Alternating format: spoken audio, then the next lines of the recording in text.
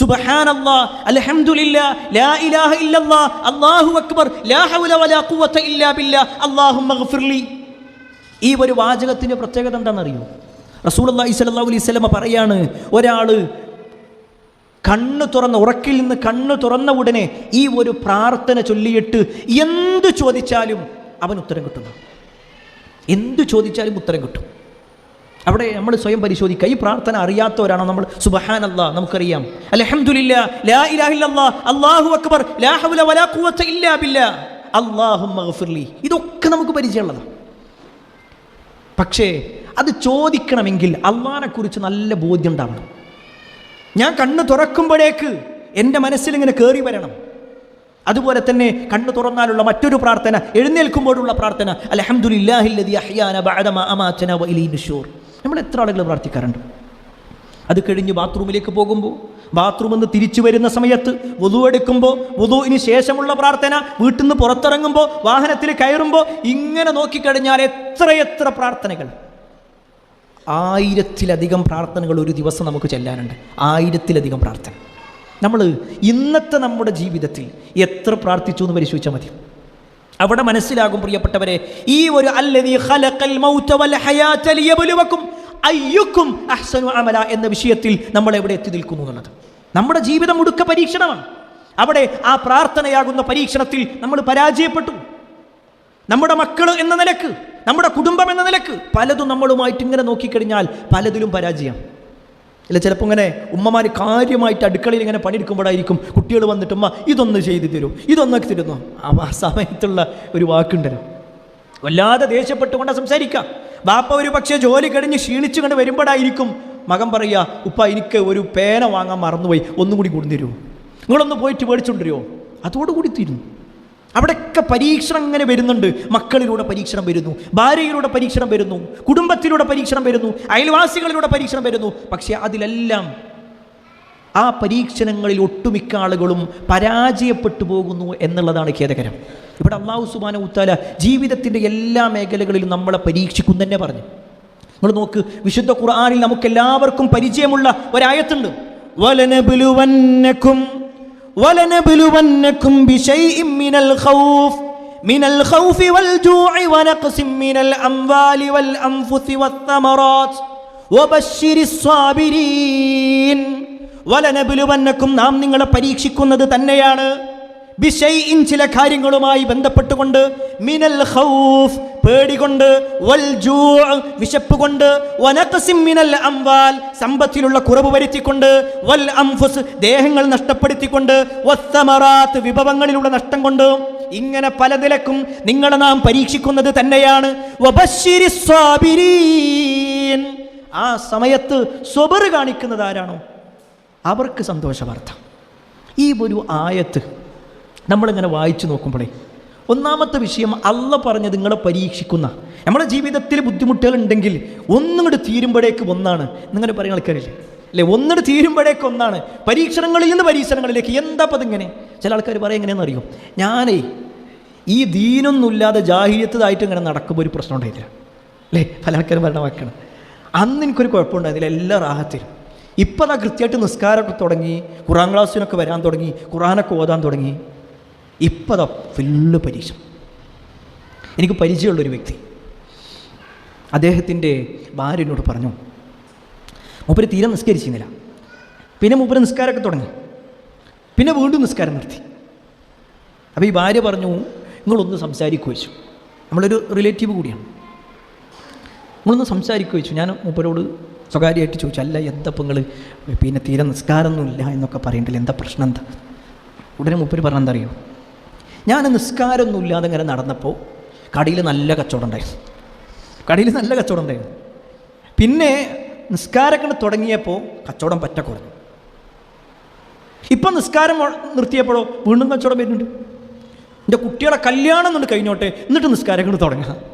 നിങ്ങളൊന്ന് ആലോചിച്ച് നോക്കി. ശരിക്ക് ഇത് ഒട്ടുമിക്ക ആളുകളുടെയും മനസ്സിൻ്റെ അവസ്ഥയാണ്. നമ്മുടെ ജീവിതത്തിൽ പരീക്ഷണങ്ങൾ വരുമ്പോൾ, നമ്മുടെ ജീവിതത്തിൽ അള്ളാഹുവിൻ്റേതായ ചില പരീക്ഷണങ്ങൾ നമ്മളിലേക്ക് സംഭവിക്കുമ്പോൾ പല ആളുകളും അതിൽ പരാജയപ്പെടണം. നമ്മുടെ ദുനിയാവിലാണോ അള്ളാഹിൻ്റെ പരീക്ഷണങ്ങളുടെ വിഷയത്തിൽ നമ്മൾ കൂട്ടി നോക്കുന്നത്? നമ്മൾ അള്ളാഹുവിലേക്ക് അടുക്കുമ്പോൾ അള്ളാഹു പരീക്ഷിക്കും തന്നെ പറഞ്ഞത്, അല്ലെങ്കിൽ പരീക്ഷണം ഉണ്ടാകും. ഒരു പക്ഷേ സമ്പത്ത് നൽകിക്കൊണ്ട് പരീക്ഷിക്കണം. ആളുകളുടെ ധാരണ എന്താണെന്നറിയോ? സമ്പത്തില്ലാതിരിക്കലാണ് പരീക്ഷണം. അല്ല, സമ്പത്ത് നൽകിക്കൊണ്ടും സമ്പത്ത് നൽകാതെയും പരീക്ഷിക്കും. മക്കളെ നൽകിക്കൊണ്ടും മക്കളെ നൽകാതെയും പരീക്ഷിക്കും. ഇപ്പം ചില ആളുകളുണ്ടാകും, കല്യാണം കഴിഞ്ഞ് 10 കൊല്ലമായി കുട്ടികളില്ല. അപ്പോൾ നമ്മൾ സംസാരിക്കുമ്പോൾ അവർ പറയാറില്ല, ഇപ്പോൾ ട്രീറ്റ്മെൻറ്റിലാണ്, ഒന്നും ആയിട്ടില്ല എന്നൊക്കെ പറയുമ്പോൾ ഇതൊക്കെ പടച്ചോൻ്റെ ഒരു പരീക്ഷണം. കുട്ടികളല്ലാതെ പരീക്ഷിക്കുന്നു മാത്രമല്ല പറഞ്ഞിരിക്കണേ, അതിനേക്കാളല്ല പറഞ്ഞത് എന്താ? മക്കളെ നൽകിക്കൊണ്ട് പരീക്ഷിക്കുന്ന, സമ്പത്തില്ലാതെ പരീക്ഷിക്കും എന്നതിനേക്കാൾ സമ്പത്ത് നൽകിക്കൊണ്ട് പരീക്ഷിക്കുന്ന. അപ്പോൾ അനുഗ്രഹങ്ങൾ കിട്ടുമ്പോൾ അതിലാണ് പ്രിയപ്പെട്ടവരെ നമ്മൾ നല്ലോണം പേടിക്കേണ്ടത്. എല്ലാ അനുഗ്രഹങ്ങളും അള്ളാഹുവിൻ്റെ ചില പരീക്ഷണങ്ങൾ കൊണ്ട് മുഴുവൻ നഷ്ടപ്പെടും. നിങ്ങൾക്കറിയുമോ, ഏറ്റവും കൂടുതൽ പരീക്ഷണങ്ങൾ അനുഭവിക്കേണ്ടി വന്നവർ പ്രവാചകന്മാർ തന്നെയാണ്. അതിൽ നമുക്കെല്ലാവർക്കും പരിചയമുള്ളൊരു വ്യക്തിയാണ് മഹാനായ അയ്യൂബ് നബി അലൈഹിസ്സലാം. അയ്യൂബ് നബി അലൈഹിസ്സലാം മഹാനായ ഇബ്രാഹിം നബി അലൈഹിസ്സലാമിൻ്റെ പേരക്കുട്ടിൻ്റെ കുട്ടിയാണ് അയ്യൂബ് നബി അലൈഹിസ്സലാം. ഈ അയ്യൂബ് നബി അലൈഹിസ്സലാമിൻ്റെ ജീവിതത്തിലുള്ള ചില പരീക്ഷണങ്ങളുണ്ട്. അദ്ദേഹം വലിയ സമ്പന്നനായിരുന്നു, വലിയ സമ്പന്നൻ. 4000-ലധികം ആടുകൾ ഉണ്ടായിരുന്നു അദ്ദേഹത്തിന്. അതുപോലെ ഒട്ടകങ്ങളുണ്ടായിരുന്നു, നാൽക്കാലികളുണ്ടായിരുന്നു, വലിയ കൃഷിയിടമുണ്ടായിരുന്നു. അദ്ദേഹത്തിന് 7 ആൺമക്കളും 7 പെൺമക്കളും ഉണ്ടായിരുന്നു. ഇതൊക്കെ ഉണ്ട്. പക്ഷേ അല്ലാഹു സുബ്ഹാനഹു വ തആല പരീക്ഷിക്കാൻ തീരുമാനിച്ചു.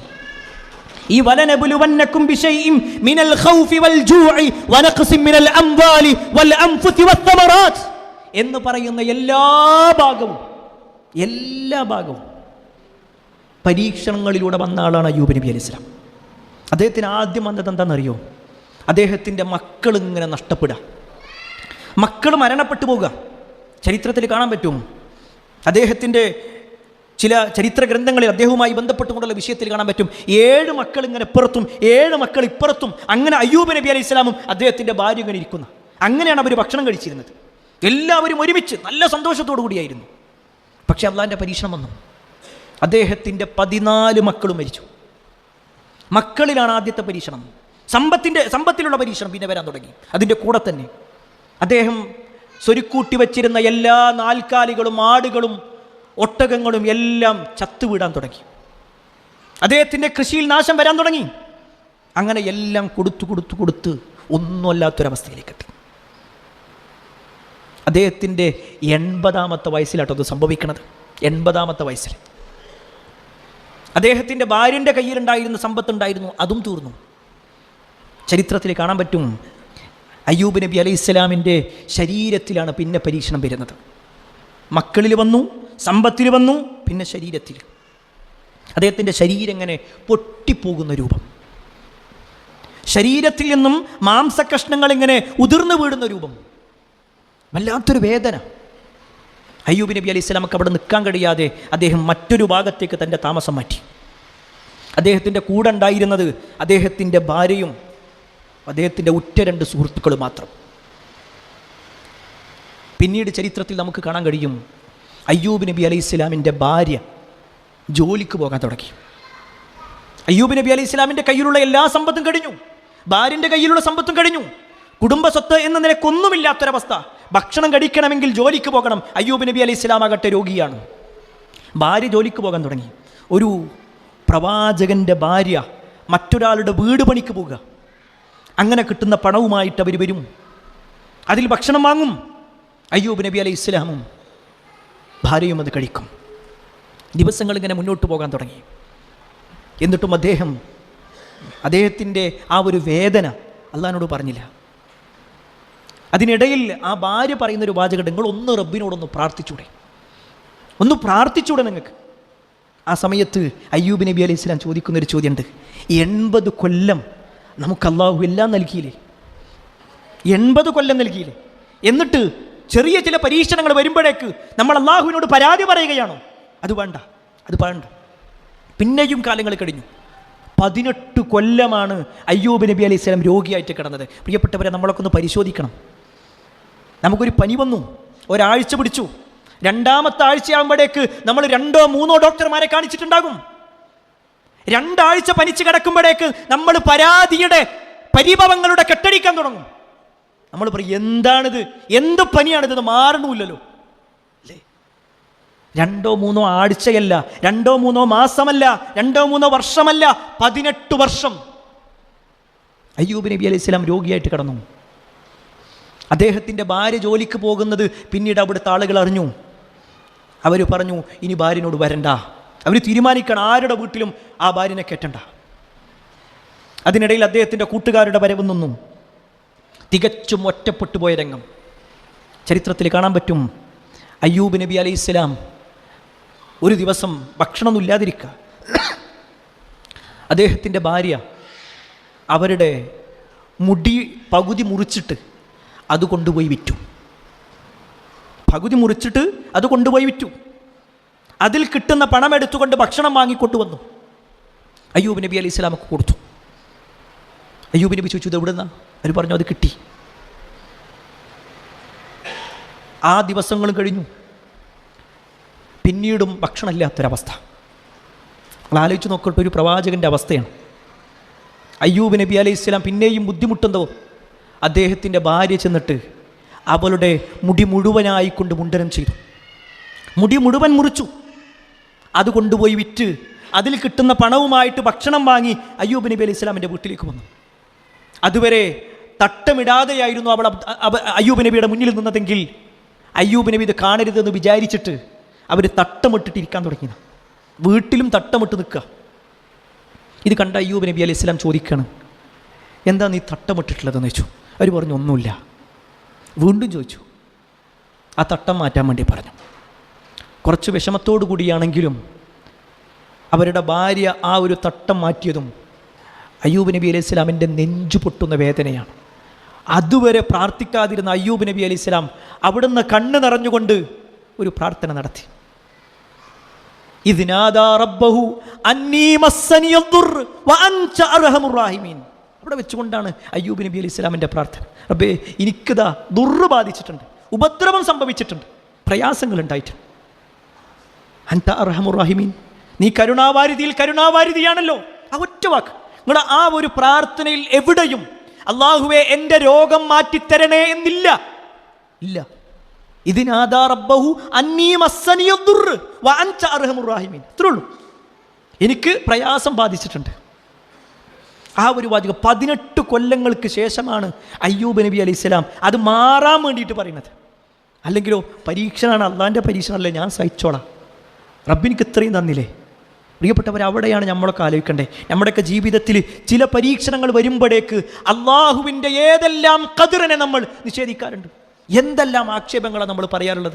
എന്താ എനിക്ക് മാത്രം ഇങ്ങനെ, ബാക്കിയുള്ള പല ആളുകളുണ്ട്. അല്ലെ, ചില ആളുകൾക്ക് പറയുന്ന വാക്കാണ്.